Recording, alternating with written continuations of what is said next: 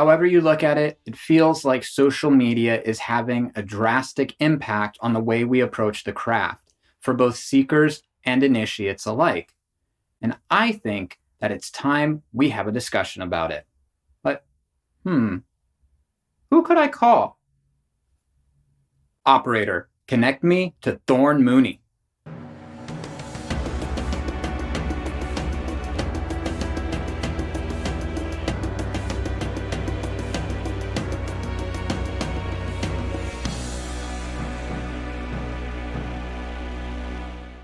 Welcome to Music, Myth, and Magic. I'm Eric Arcadian, and today I'm speaking to Thorn Mooney.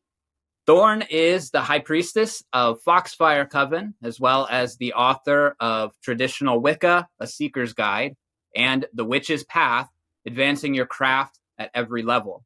But now, as of very recently, there's a third book up for pre-order called Witches Among Us. Thorn, thank you so much for being on the show with me today. Thanks for having me, Eric. I really appreciate it. So you just kind of found out about the pre-order yesterday for your new book, right? Yes, it was a delightful surprise that somebody else had to draw my attention to. So what can we expect from this new work from you? I try to write books that I see as filling holes. My books are kind of like complaints from me to the community, with me answering my own complaint. If I want a thing, I'm just going to go make it. And something that I've been wanting is a smart book to give my curious friends. There's a million books on witchcraft on the shelf. That's true. There's so many coming out every year, and that's really wonderful. But almost all of those books, I want to say all, but I'm being great. I'm extending some grace here. Almost all of those books are designed to help you become a witch. So they're full of spells, they're full of rituals, they're trying to persuade you of how great witchcraft is, and that's fine. That might be what the seeker wants, but that's not what my mom wants. You know what I mean? That's not necessarily what a therapist who works with witches and pagans needs. I wanted something that was digestible and accessible and didn't make any assumptions about the reader beyond, hey, witchcraft seems kind of interesting. What the heck is this about? So is it more of a historical look at things, or like factual from what's going on in modern culture? I'm not a historian, so my emphasis is definitely on contemporary communities. I would say, if anything, it might be cultural analysis. I am not talking about witchcraft persecutions. I'm not talking about witchcraft trials.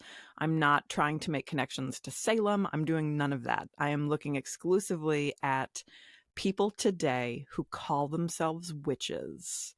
What sorts of folks are these? What are they actually doing with all of those crystals you see on Instagram? And what's the draw for people today?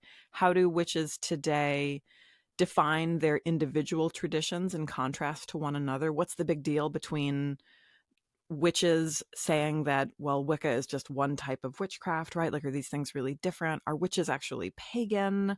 Can you be a witch and not part of a group? I'm looking at all of those kind of fundamental questions, but I'm doing it from a wider perspective, if that makes sense.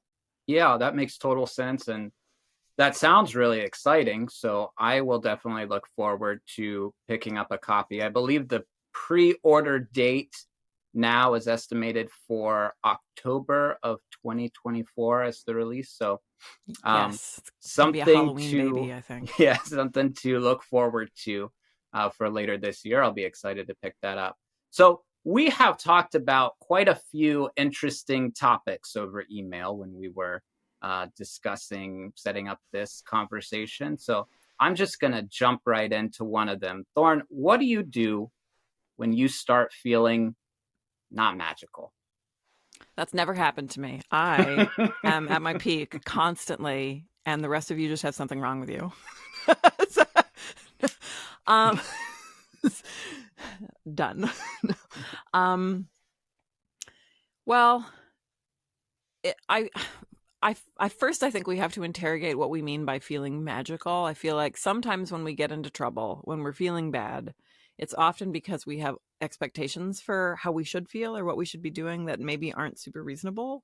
So if by not feeling very magical, we mean, hey, I haven't done ritual in a long time and I miss doing ritual, like that's an isolated problem from I'm feeling depressed and I just don't feel like doing anything at all. Like those are really different problems. But those two people with those two separate problems might both say, I'm not feeling very magical, right? Like that's such a broad thing. So when I have feelings like that, or when something's going on, or when I'm talking to somebody else who's having that experience, I always try to maybe dig a little deeper and isolate like what is the actual, because like not like magical is not a feeling, not really. Like sadness is a feeling, anger is a feeling, boredom, right? These are feelings. Magic isn't really a feeling. So is there a way to kind of figure out what's actually going on? And in my case, most of the time when I'm finding myself going, oh, my life isn't very magical lately, or I'm not feeling very magical, what's actually going on is I'm overwhelmed with other stuff. Maybe I've been distracted with stuff at work, or I'm worried about something at school, or I'm freaked out over like it's tax season and the IRS is coming for me. Like there's potentially a lot of other stuff there. And if I can, I'm a really practical person. I like to make to-do lists. So I'll sit down and I'll tackle that stuff and I will schedule magic time, whatever that looks like. I will, I've I've gotten in the habit of making 6 month schedules for my coven. I've got high priestess friends who make like year long schedules. I can't do that just because with a couple of jobs and a weird schedule, that's tricky for me. But the 6 month schedule has been pretty life changing. And just doing that stuff, like I literally schedule morning journaling time, right? Morning meditation or whatever. That works for my brain. For somebody else, it might be something else, but I think just isolating what's actually going on than just like throwing your hands up in the air and going, I don't feel magical. I think I run like 90% of the time perpetually feeling overwhelmed. We have a lot going on. Um, Kids, work, coven, um, my wife and I finding alone time as a couple. And in between all of that, we're supposed to be improving our spiritual life also. So I think something that affects me a lot of times is that I go into ritual. It's not that I'm feeling depressed or anything like that. I'm excited to go to ritual, but sometimes I just don't feel like it clicks. And that's why I say like not feeling magical. I don't know a better word to describe it, but it's harder to see the corresponding actions in the astral plane on that Totally. particular day. And it's pretty easy to get stuck in a rut like that. And then you have the expectation that that's going to happen the next time you go to ritual too. You have, do you have some advice on that type of feeling? I mean, I've definitely been there. And I do think that often there's still other stuff happening. When I've had moments like that, especially like prolonged periods where ritual just isn't hitting.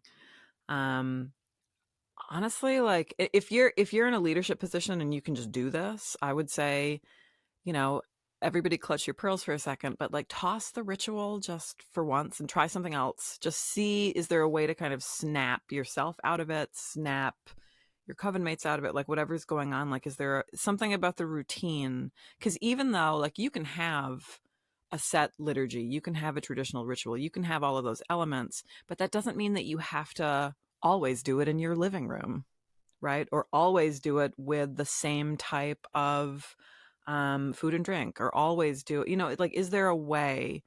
Can you introduce some music? Is there something that you can do just as an experiment with the full understanding that it might be terrible, you know, and laugh about it. Um, as a group leader, when I'm feeling myself like getting into that space, it's often an indication that I'm trying to do too much myself. So sometimes this is a great opportunity to let somebody else take the reins. Make your first degree, do it, they'll love it. You know? Like, you don't want to be in charge of the circle, like there's somebody else there who wants to hold the sword, I promise. We love doing um that. yeah, and use it as a teaching opportunity. Give yourself a break. Pose the challenge to somebody else. I'd also say just like be really upfront about it. I mean, we've got folks in our group, and have had folks over the years who've struggled with mental health stuff, like myself included. Okay, like I've been clinically depressed since I was a teenager, right? It's just something that you learn to live with and deal with, and you kind of learn your own rhythms. Um, and I've been lucky to have a lot of support in my life, but being upfront with your coven mates about like, hey man, like my kid is going through something at school, my head is really elsewhere, like I want to be here but I'm not able to give like in ritual, like I'm having this kind of blockage, can y'all help me figure it out? And it might just be a simple matter of, okay, like you need to maybe just not have a formal role right now, or maybe we need to switch your role. Just I think thinking of it as play and thinking of it as a learning opportunity really goes a long way. So offhand, that's my thought. Is there something that you can shake up? The other thing, just quick, is sometimes we're impatient. It's really natural to have lulls. Not every ritual you ever do is going to blow your doors off, you know. And I think sometimes, especially if you're practicing a form of Wicca, I mean, half the point of what you're doing is rhythms and cycles and trusting that there's it sounds really gross when I say this out loud. I'm so sorry. But like trusting that all of those pieces kind of fit together later in a bigger way, even if the ritual doesn't blow your doors off like in the moment, doesn't mean it won't hit you later. Yeah, that's very true. I think there is a lot of wisdom in all of what you just said, and there are several points to unpack and think about more deeply. But one thing that I would like to touch on a little bit is just kind of the idea of changing things up, doing something a little bit different than you normally would. And you do talk about that concept, I want to say, overall in your last book, the idea of trying something new, um, unpacking things and rebuilding them, or even going so far as to try a new tradition or observe a different practice for a while, right? And I think that is something that is incredibly powerful because it gets us out of our comfort zone, for one. And then on another level, it prevents us from forming any preconceptions or having an expectation of what the ritual is going to be like. So if we don't have that expectation, then we can't have the disappointment of that's not what I expected it to be, right? So I don't know. Do you think there is any level of going too far with that or shaking things up too much? I think it's really going to vary by person. I mean, there's parameters I think we want to put into place initially. So, like for example, when I'm talking about shaking things up in the witch's path and exploring other traditions, I'm not suggesting that you like go appropriate some indigenous practice or like start calling yourself like a root doctor out of nowhere. Like I'm not suggesting that you just like sort of uncritically grab bag things. So I was thinking explicitly initially of my own tradition, right? Like being Gardnerians, being traditional Wiccans, like whatever kind of vocabulary we want to use. I'm thinking about the folks who are responsible for founding those traditions. And I think sometimes we don't appreciate how much stuff those folks were up to, right? I think sometimes in all of our focus on tradition and the preservation of tradition and is this person over here valid? Are they doing the right thing? We lose sight of the fact that our founders were like hanging out in their living rooms reading spiritualist texts and like they were investigating all kinds of things. And we're not as married to the idea of boundaries in the same way that sometimes we, especially in the United States, tend to be. So when I say explore other traditions, I'm thinking offhand of like those kinds of adjacent things. Like, have you tried the psychic development exercises in the New Age section that you avoid? Have you explored, spiritualist attitudes about death and the afterlife and seen like how some of those ideas have bled into contemporary witchcraft? Which, by the way, these are the kinds of things my book is about, the upcoming one. Have you, like, we use the vocabulary of manifestation, right? But have you investigated new thought? Have you tried to actually explore like the origins of some, like, that's kind of what I'm talking about when I say like, are we going wide enough and exploring these traditions that have just kind of naturally fed into what contemporary witches do? And then taking that for myself, I personally started exploring the OTO. I started exploring the Temple of Witchcraft. I took classes with the Temple of Witchcraft. I mean, like, there's other things that you can do that are maybe initially they seem really different, but like anybody with like, some basic understanding of history can see the relationship between something like Gardnerian Wicca and the OTO pretty quickly. So when I was trying to expand my craft practice, expand my experience as a guard priestess, right? Like, it felt very natural to go and explore some of these adjacent related traditions. Not because my own was inadequate, but because I think sometimes even just stepping a little bit outside of your box um, can be really, really fruitful. And sometimes we don't do it because it's intimidating. Sometimes we don't do it because we think we're like betraying other oaths we've made or something. But I mean, we're all kind of swimming around in the same fishbowl. And I think that if you can use those experiences to kind of feed yourself and grow and come back as a better practitioner, a better initiate, a better coven leader, whatever it is, then like, why wouldn't you if you could? I think there was a stigma or a fear before. I don't know if it's so much present right now, and I haven't ever actually encountered someone like this, but there is sometimes talk about the people who go around and they're just collecting initiations and elevations from all, whatever they can find to build up their resume in the Mm-hmm. occult or whatnot. And they don't have a particular inclination towards actually walking the path, but they want to take the experience and the knowledge and apply it to somebody else or something else rather. So I think that's always something to think about. But at the same time, I constantly am exploring other things outside of the Gardnerian tradition. And everything that I have found has always, I've always been able to bring it. If we say like guard is our home or our home Yeah. base, I've always been able to bring that outside stuff and I come back home and it enhances everything that I do within the tradition. So I've always found that it's very beneficial for me to go out and explore like that. But since we are talking about our tradition, um, there's a lot of things to unpack there. So as guards, I think kind of we've got a bit of a reputation, right? What? Um, right. Yeah, it's okay. We can say it. We can talk about it.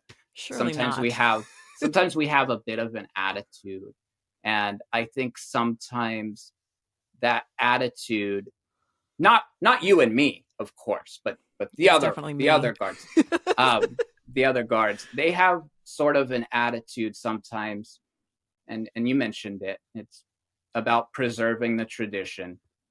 Um, so that can be a turnoff to some seekers, Sure. definitely. And I'm wondering what you think is the balance point between allowing the craft to grow and indeed preserving the tradition and making sure that it survives? That's a lot.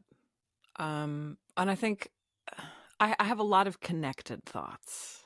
And I was kind of thinking about this when you were talking about folks who seek initiation, and I'm kind of with you. Like I feel like maybe in the span of a couple of decades of running around doing this, I've met a couple of people who in my life I've thought, yeah, they seem like kind of an initiation chaser.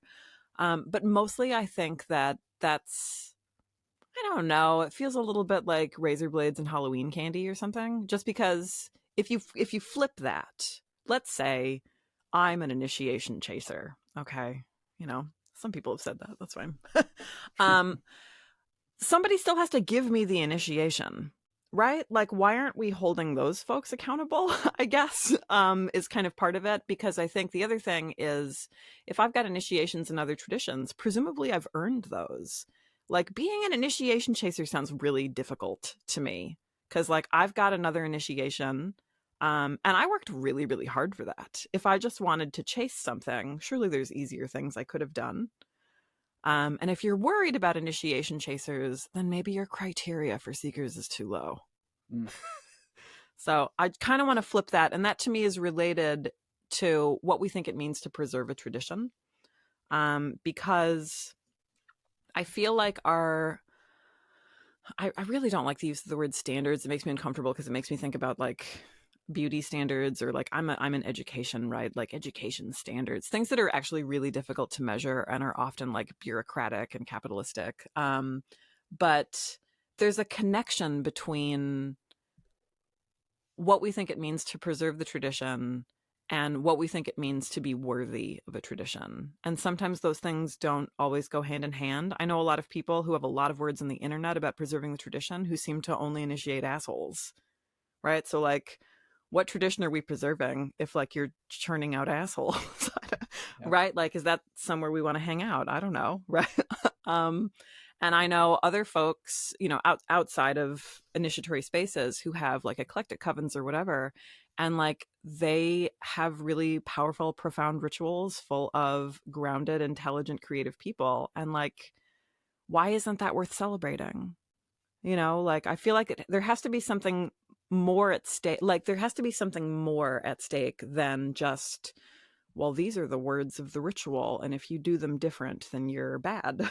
Like, which I think is, I know that that's not what people are actually thinking, but that's how it sounds sometimes when we discuss it. Um, and kind of the other thing, just in my experience, and I know this sounds vague too, right? But this is also the space you live in. I really think that the mysteries preserve themselves, because as I've seen over the years, and my experience is comparatively limited. I mean, I was a young high priestess.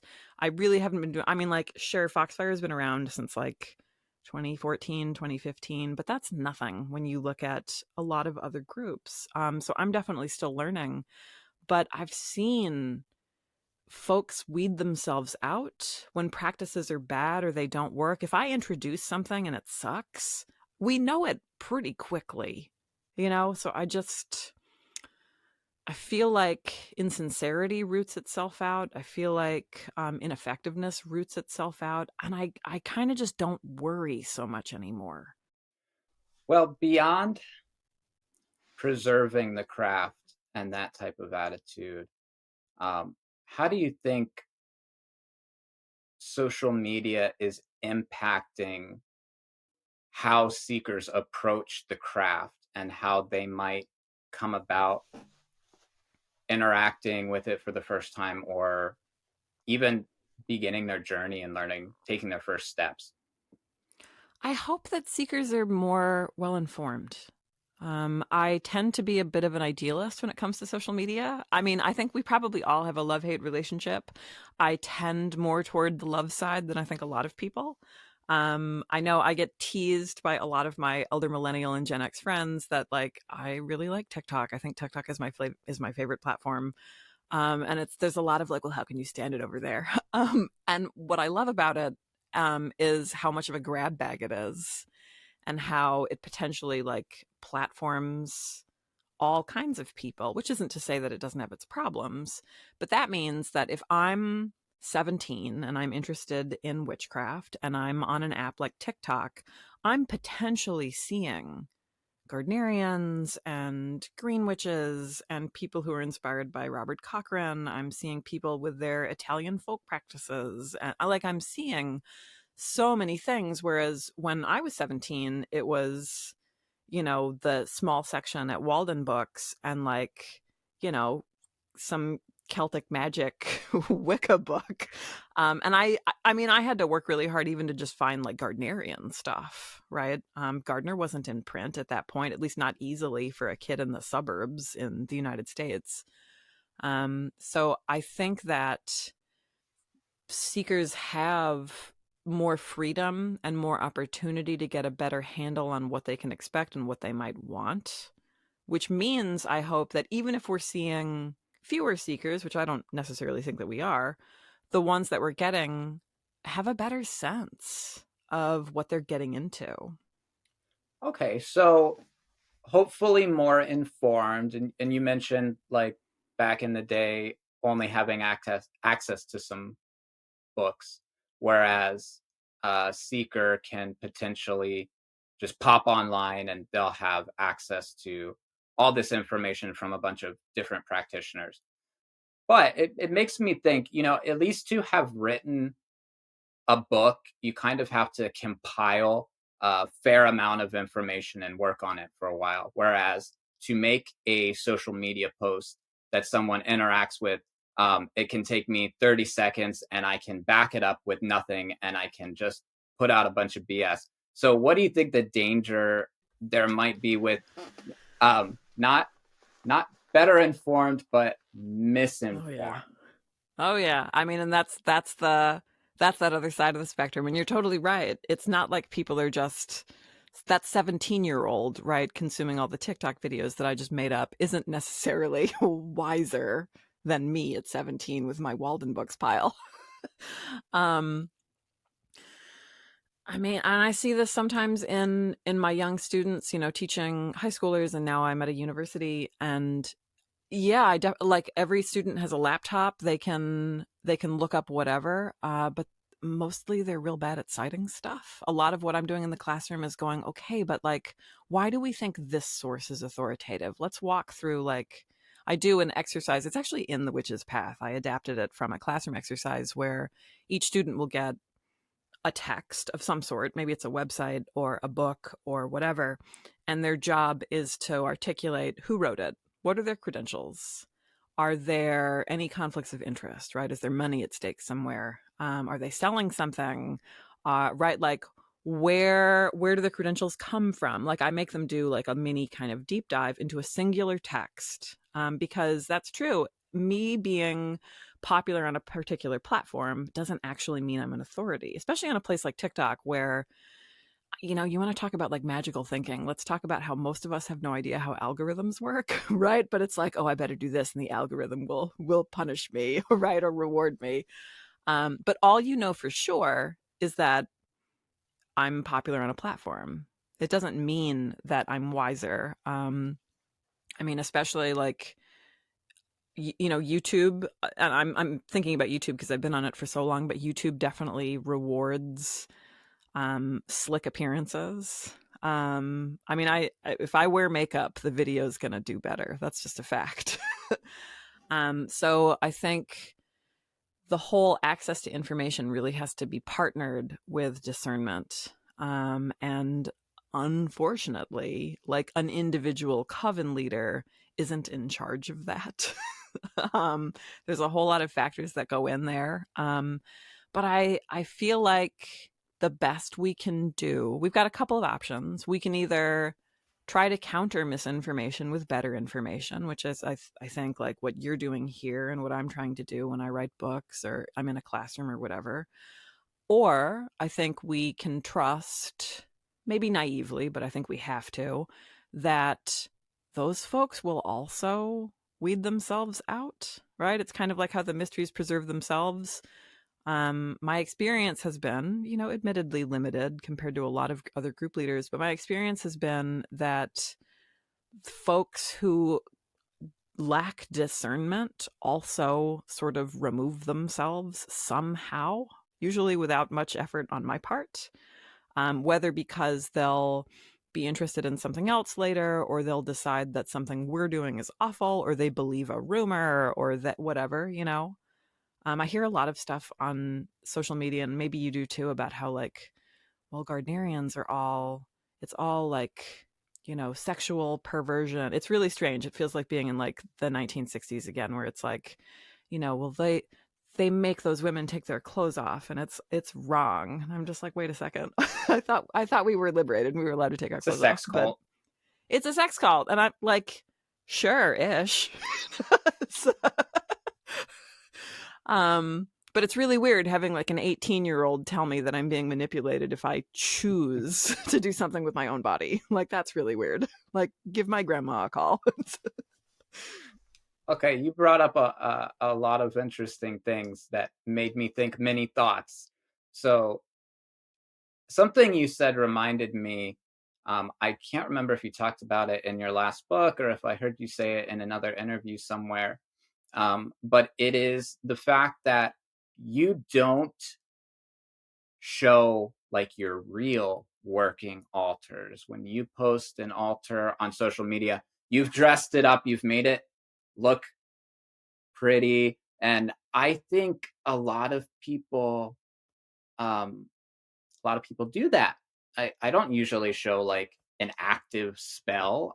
If we show something, it's usually something that we've dressed up to make it pretty, maybe prettier than it normally is when we actually do something. So it's like there is this layer of craft perspective that we think we're getting through um, looking at what other people are doing on social media. And then in reality, it might not be that thing. So what would you say about maybe showing some caution here when trying to replicate what we're seeing? I mean, I guess I'll start by saying that I think of it kind of like the underwear drawer, right? Like, there's definitely, I've seen this on social media. There's kind of a phobia where, like, if somebody has an image of your working or you or whatever, then they have some kind of magical recourse. And if that exists within your tradition, that's fine. I'm not going to tell you that you're wrong. That's not something that I worry about. I feel like if some rando on the internet can come at me because I posted a picture, then like, I'm probably not a very good witch, frankly.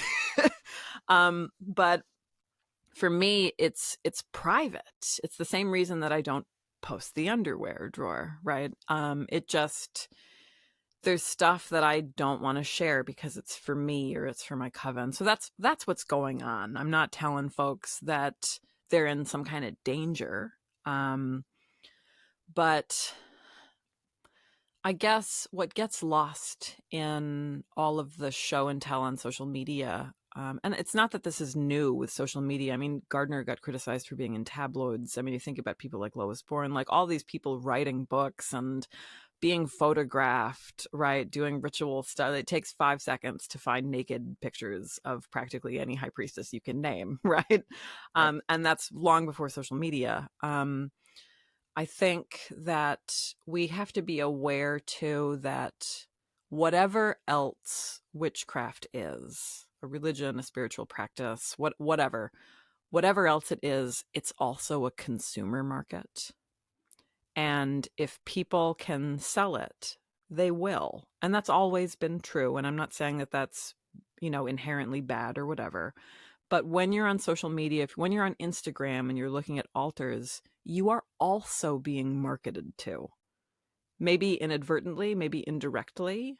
But you know, and it does, I'm not saying that, you know, it's just by influencers either, but like it's the same reason why like women are like punching each other over Stanley cups at Target. Like, it's not because every woman in their life is like, you know, selling Stanley cups at them or whatever. It's, we consume marketing passively. And that's true.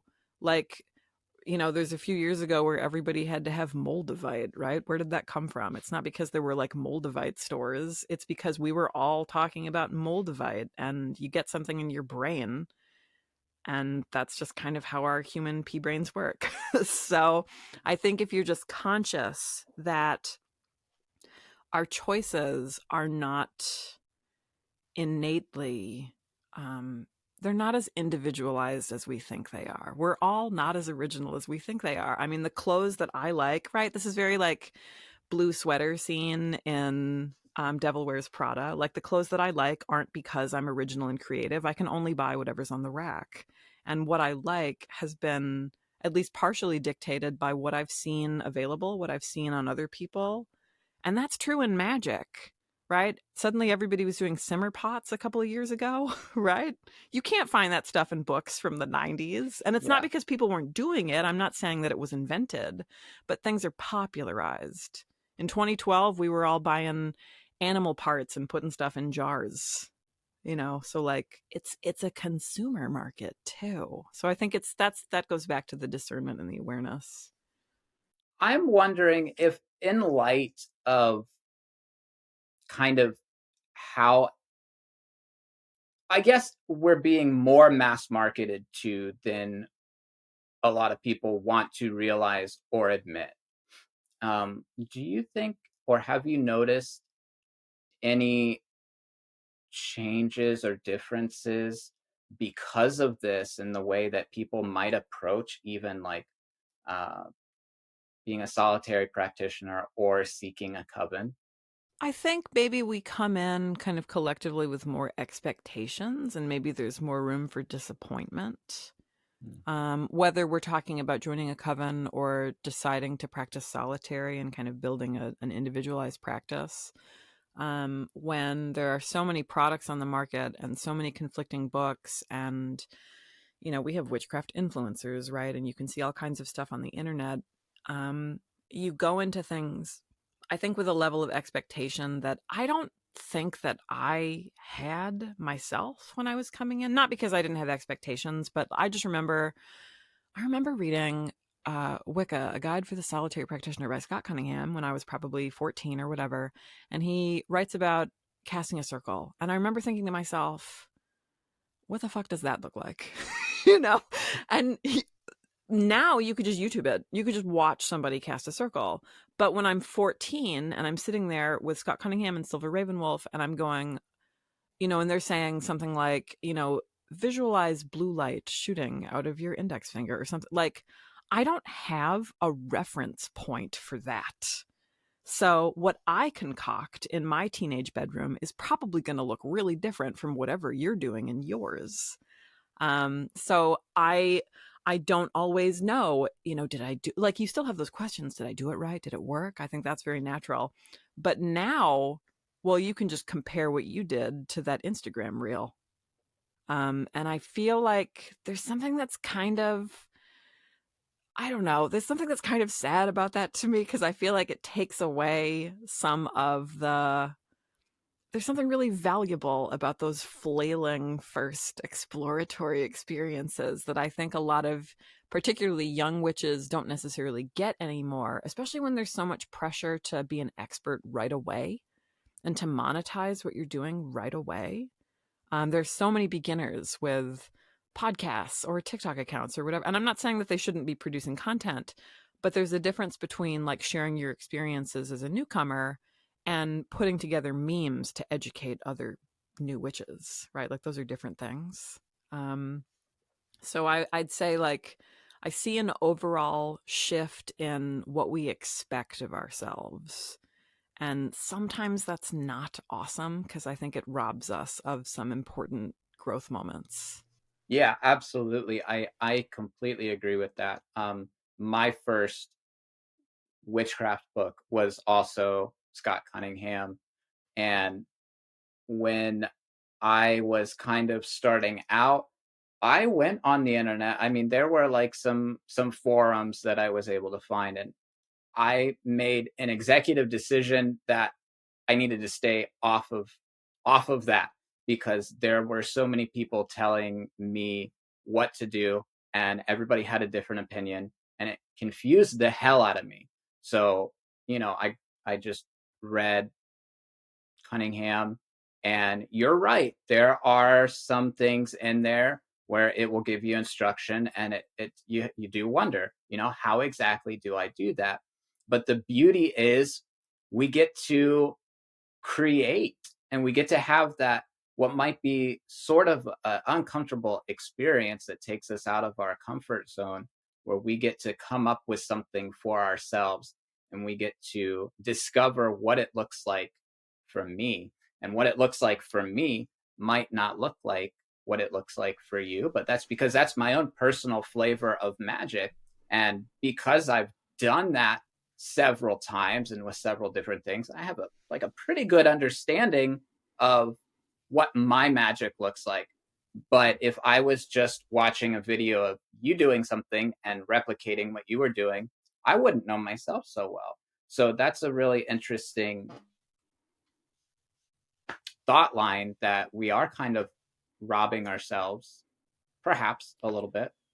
Yeah, well, and I think too, like, we also potentially exclude ourselves, right? Like, if I see you doing a technique on YouTube and for some reason I can't do that, maybe physically my body can't do the same thing, maybe I have roommates, so I don't have that kind of space. My conclusion might be, well, I guess I just can't do that thing.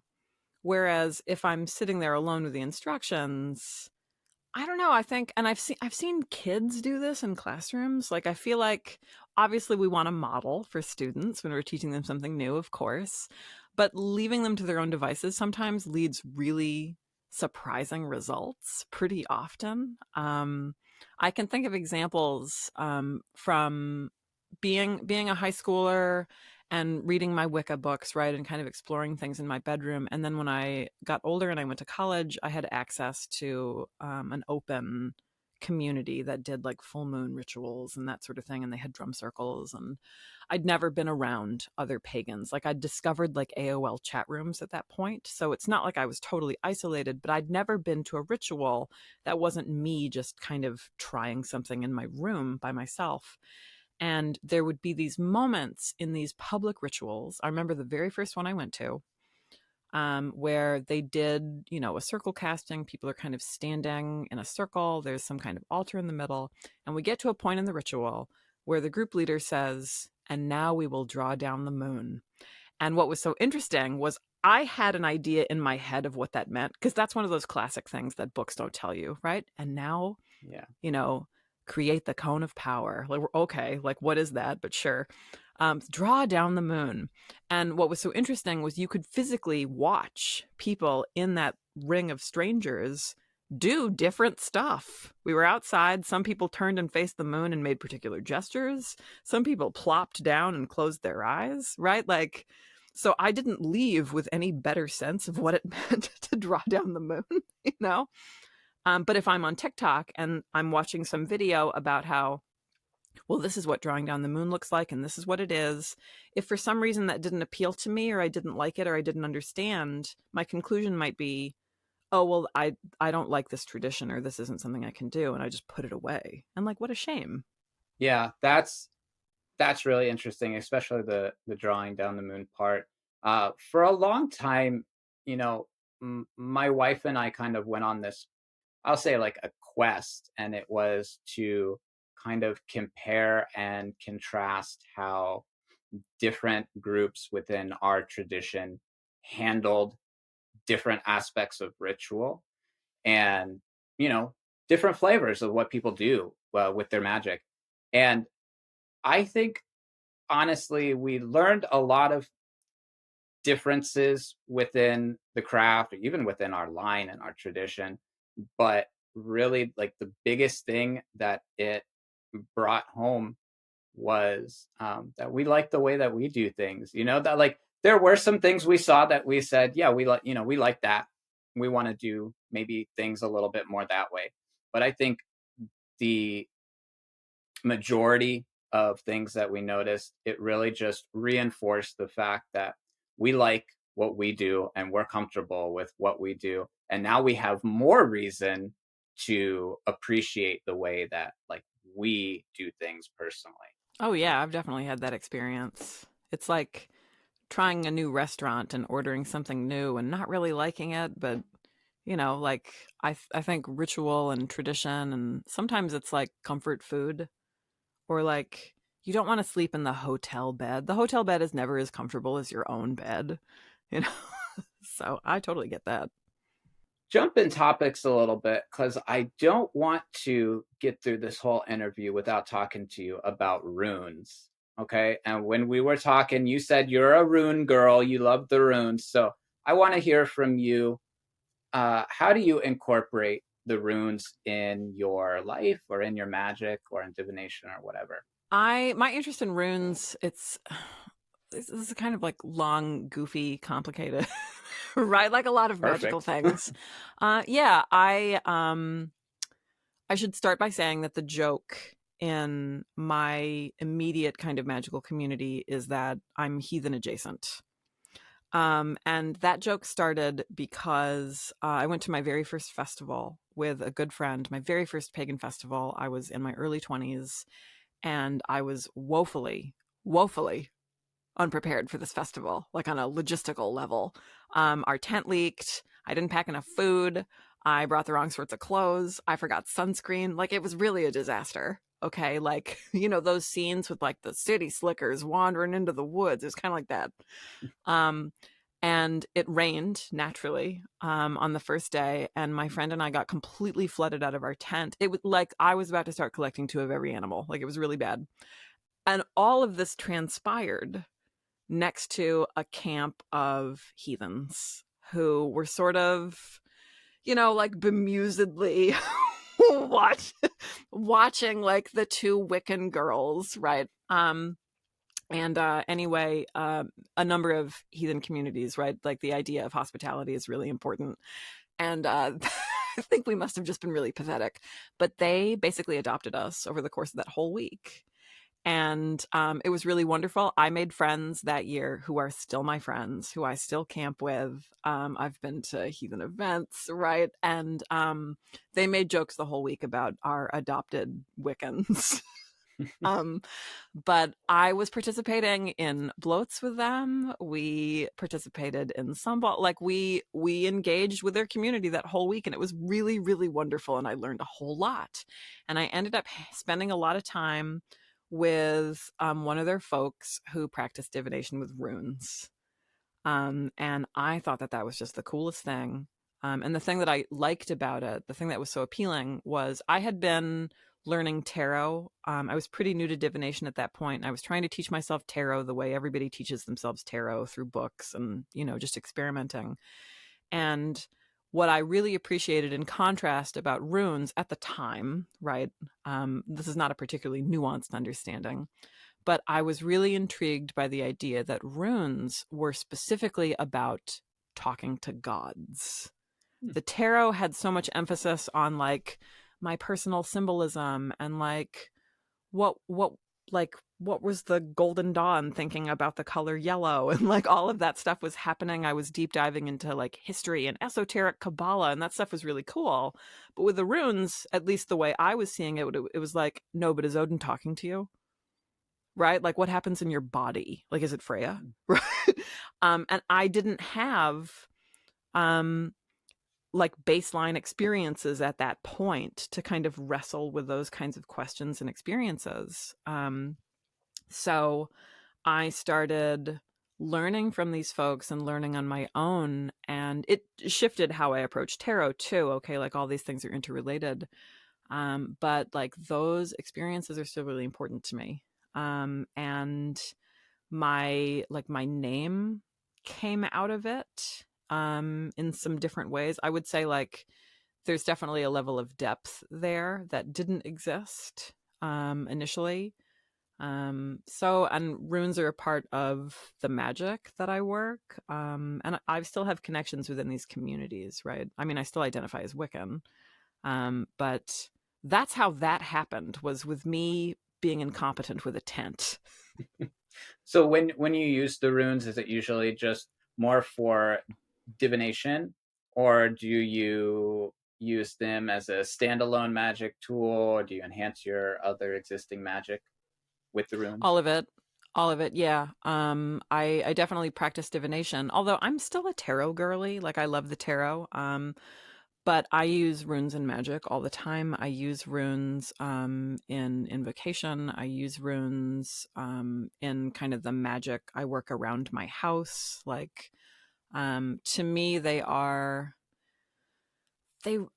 the word resonate is so gross, right? But like they kind of like resonate with this very like deep thing in my body that feels very embodied, if that makes sense. Like I remember the first time I heard somebody perform like rune galder, this idea of like singing the runes ritually, Mm-hmm. and how powerful and transformative that was. um yeah, so it's it feels like I want to use the word simple. That's not the word I want. Direct. They're direct and powerful in a really kind of concise way that I've found really, really useful over the years. It is very concise, isn't it? And I think that's what has appealed to me many times about doing runic divination versus tarot divination. And I love tarot too. But when you pull a tarot card, you have an entire story in that card, and you've got all these different symbols, all these different colors. You have all these characters, sometimes in the foreground, in the background, doing different things. And yeah, you can write a whole book story on everything that's going on in that card. But when you grab a rune, you have like two or three lines, right? Yeah. And there's not so much going on. And the interesting thing for me is that a lot of times I can look at the same rune, and it starts with maybe the same trigger or maybe the same like common keyword, but between one reading and another reading, because there's only a couple lines, to read on the rune, I end up going to a completely different place with the message. And sometimes they're almost like contrasting, but I feel like it's like connection with my higher self guiding to the message. And the runes and their divinatory aspect are more a tool to get to that place. So I'm wondering now, after working with them for so long, do you still feel like it's, you said like receiving message from the gods, or working directly with the Yeah. gods? Yeah. I mean, and I'm not trying to like oversimplify or like tell anybody what their business is, but for me, um, like I can't imagine using runes as a divination system without like being a like being a polytheist with an investment in God. Like I'm not saying that, but like tarot, to me, like tarot has been taken up by certain kinds of like very progressive psychologists, for example. Like people think of tarot as like, oh, this is a mental health tool for, like, you can look at like semiotics and thinking about like how symbolism works in your life, and you can get away with tarot without having any kind of like religious inclination one way or the other. And I'm not saying that you can't do that with runes, but I can't imagine doing that with runes. Like to me, like I have a relationship like with this part, like I'm talking to them. I'm talking to them. I'm not talking to like my like unconscious Freudian symbol brain. No. And I'm not saying that you can't do that with runes or it's wrong or whatever, but for me, like runes are a like explicitly religious tool in a way that tarot isn't always and doesn't necessarily need to be. Okay, well, that is fascinating, and I feel like I could have a whole session entirely devoted to rune talk with you. But I still have to ask you the signature question here. And before I do that, I need to hear from you as to where people can find you, and maybe if you have any appearances coming up in the future, or any social media links you want to put out there. I know you're big on the Instagram. Something. I don't it's all very inexplicable to me most of the time. I mostly make content on TikTok these days. I drop a YouTube video like once a month. I'm always hanging out on Instagram though. I don't post all the time, but I'm there. You can still interact with me. Um, I'll be at Mystic South in Atlanta this summer. I'm not presenting, but I will be at the hotel bar. So you're welcome to come hang out with me and we can talk about whatever. Anywhere else? I don't think No? so. I'm bad Okay. at marketing. Do you know this? Okay. Okay. I'll be Well, hanging out at the dumpster behind the IHOP by the post office.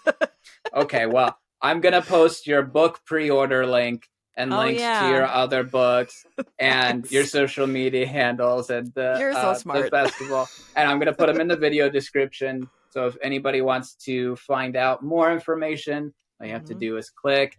And then me, myself, I will be at Turning the Tide in about a week, right at the beginning of Awesome. February. And I'll be at Summer Magick later on this year in the summer. So really looking forward to both of those festivals. And now it is time for the signature question. Thorn, how do you use sound or music in your personal magical practice? Oh my God.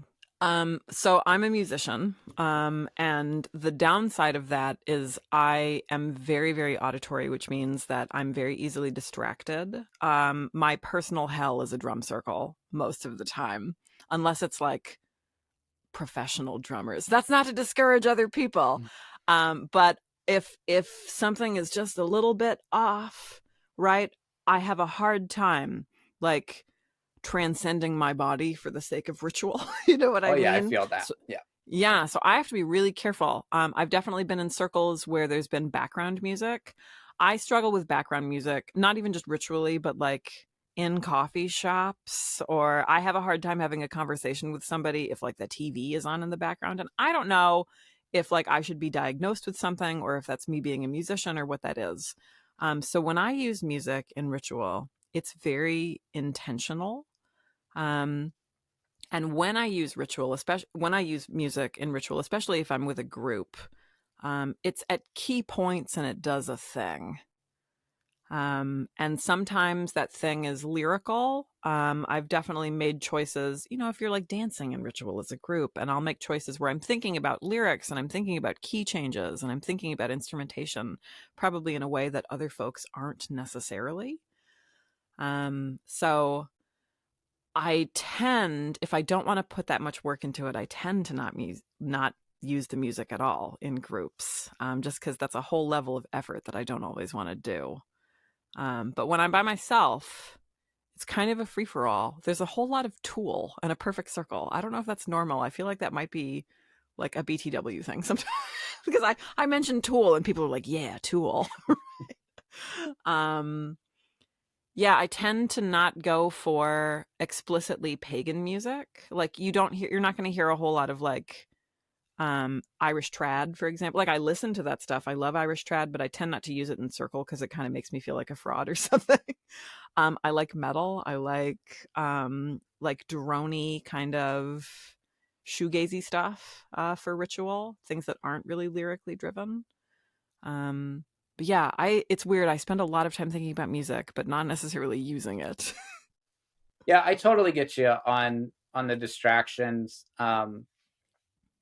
Even if everything is perfect, sometimes I find myself counting the time signature instead of focusing on what, and it's like these little mundane details that is like, for me it's so easy to get caught up in 1 2 3 4 and I'm like, I'm not supposed to be thinking about that. I'm supposed to be like visualizing my magic, and I have to snap myself back to it. So I totally get you on the distractions there. Oh man, especially if you're streaming. Like now that I have like an Apple Music subscription for the first time, and I don't know if I'm sure if folks notice this, but there's very slight delays when you stream music versus like putting on a CD or something like that, and they make me nuts. So like that's what I'm hearing. Okay, well, Thorn, I know you said you have another appointment coming up, so I I think we've do. hit our time. Thank but you. I have I to go have teach children. really enjoyed our conversation. Thank you so much for taking the time to be here. Yeah, thank you And for I having hope me. you have an excellent rest of your day. Yeah, I'll be in touch. I'll keep an eye on you. I appreciate it, Eric. All right. Thanks, Thorn. Thank you. Bye. Another big M3 thank you to Thorn Mooney for being on the show with me today. I know I'm going to start second guessing every craft related social media post I see. If you haven't checked her out yet, go pick up a copy of her book. You can go to thornthewitch.com or find her on social media at thornthewitch, or just click one of the links in the video description below. Please remember to like and subscribe here on YouTube. You have no idea what a difference it makes when you click that subscribe button. You can also follow me on social media at Eric Arcadian on Facebook, Instagram, and Patreon. Hey, speaking of Patreon, that's a great way to help support me making new content. Plus, my supporters over there get access to some pretty cool stuff. Remember, there's always a way to make music. Until next time.